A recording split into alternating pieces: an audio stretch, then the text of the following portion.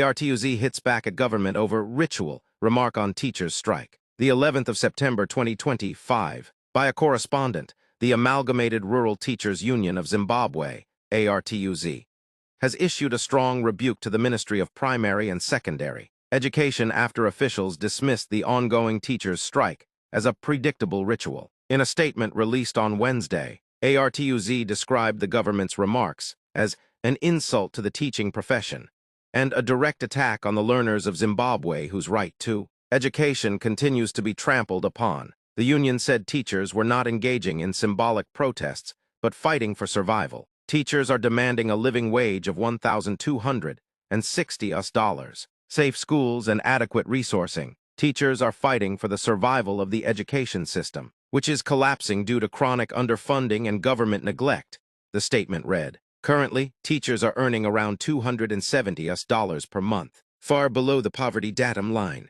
ARTUZ noted.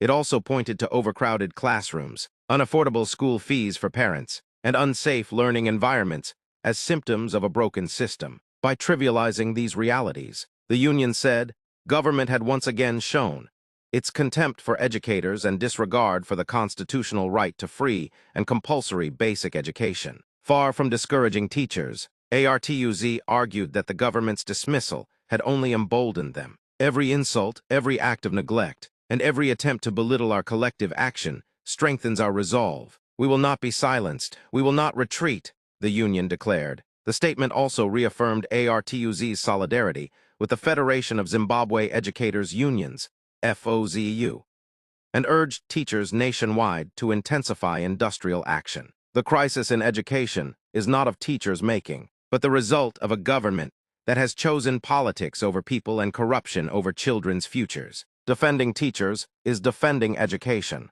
An attack on us is an attack on the nation's future, ARTUZ said. The ministry has not yet issued a fresh response to the union's statement.